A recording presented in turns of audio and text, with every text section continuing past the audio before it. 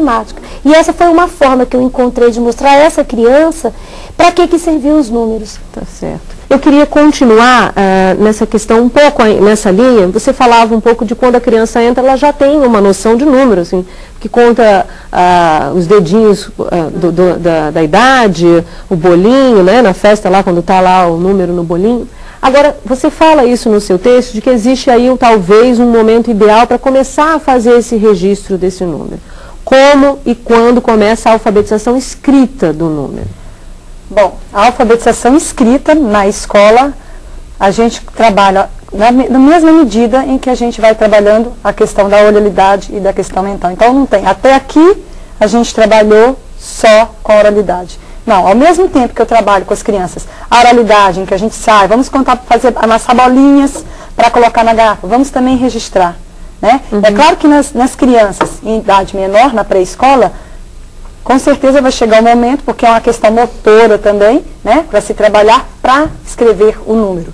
Mas na primeira série, em classe de alfabetização, a gente, na medida em que vai estar trabalhando a ideia, a gente também trabalha o registro numérico, para que a criança faça essa relação. Porque muitas vezes o fato da criança saber contar até 10, repetir a contagem, não significa que ela tenha a compreensão desta contagem. Né? Então, as situações que ela vivencia para poder estar contando, é necessário que se faça também essa relação com o registro, que ela conheça também o registro. A Nessi, do Tocantins, já aguarda. Oi, Nessi. A pergunta que eu gostaria de fazer é a seguinte: quais as alternativas que o professor deve usar para que as crianças adquiram confiança ao se tratar de matemática? Nessi, muito obrigada pela sua participação, viu? Também conto com você nessa série ainda de matemática, tá bom? Professora Ana Maria.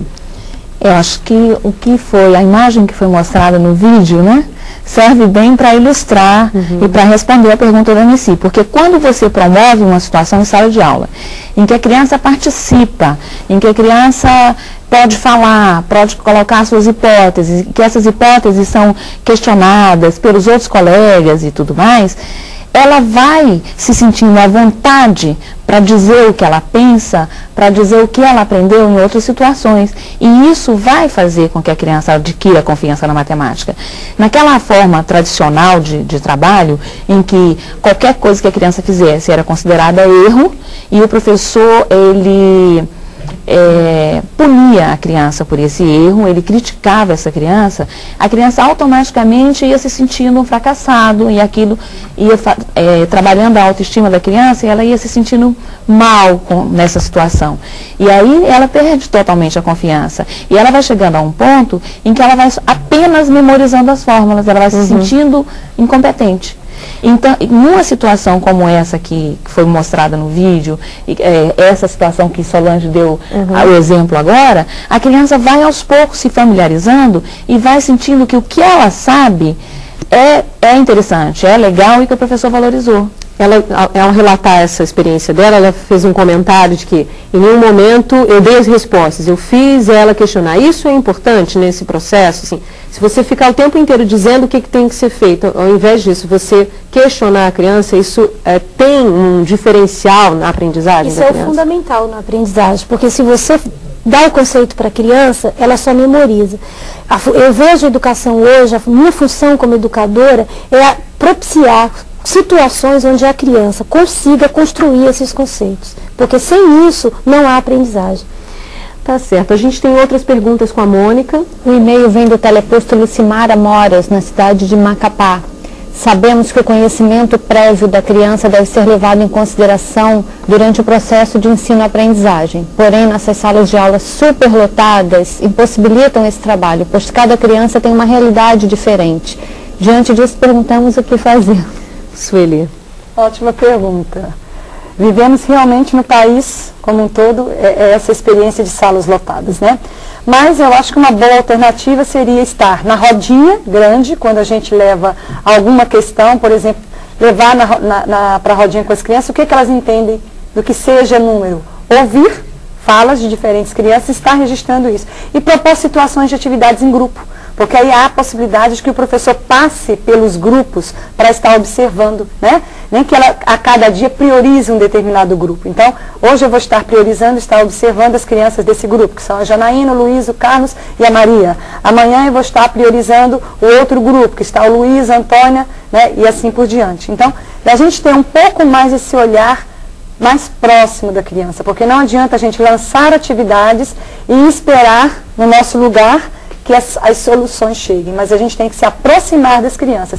E o professor tem que circular. Eu sou professora de séries iniciais também, né, como vocês viram no vídeo, e eu não consigo me sentar na sala de aula, a não ser que seja do lado da criança. Então eu passo o tempo todo circulando entre as crianças. Ok, a Solange do Rio de Janeiro vai fazer a pergunta agora. Oi, Solange. Oi, eu sou orientadora de atividades do Teleposto Queimados. Vocês não acham que boa parte da dificuldade que o aluno apresenta no ensino da matemática se deve ao fato de que pouco ou nada exigimos que ele exponha por escrito seu pensamento ou a estratégia usada na resolução de um problema? Boa noite a todos e o programa está ótimo. Obrigada, Solange. Que bom ouvir você aí de Queimados, tá bom? Conto com você também, claro. Professora Solange, por favor. Eu acho que sim, né, que é o que ela falou, que por escrito, mas não só por escrito. Né? Por escrito é importante porque fica o registro para você, professor, poder fazer uma avaliação ali em cima daquele registro, fazer as intervenções e as mediações necessárias. Mas, além do escrito, é muito importante que o aluno também fale o que ele faz. Ele registrou e, se não registrou, primeiro você conseguir com que ele conte o que ele fez, que ele consiga consiga se fazer essa estruturação. A partir do momento que ele fala, isso já ajuda. O registro é fundamental, mas a fala também. Ele falando já ajuda e muito a essa estruturação. E você percebe qual o caminho que ele está percorrendo e com isso você pode fazer as intervenções para ajudá-lo a construir os seus conceitos. Até para quebrar, desculpa interrompê-lo, um pouco essa ideia de que matemática não precisa explicar nada, não tem explicação, né? Faz e acabou, né? Existe aí talvez uma ideia equivocada de que matemática não tem explicação, né? Também outra, de que só tem um jeito de resolver. Não precisa se explicar muito, não. Vamos lá, Mônica, que perguntas temos agora? As cursistas Laura e Cirlei, do MTE de Gravataí, no Rio Grande do Sul, colocam que as regras e técnicas que ensinam as 4 operações, os algoritmos, são desaconselhados no ensino da matemática, pois provocam a desmatematização da matemática. A questão que colocamos é como trabalhar com uma matemática que respeite os processos individuais de construção de conhecimento em turnos que, em média, ultrapassam a 30 alunos. Professora Ana, já me olhou. Fique à vontade. Sueli falou bem aí sobre as salas superlotadas, né? E eu até costumo dizer aos meus alunos que é uma solução matemática. Em vez de você olhar para 45, se você divide em 9 grupos de 5, você vai olhar para 9. Né, já reduz um pouco o trabalho que você tem. E aí olhando para cada grupo, um grupo de cada vez.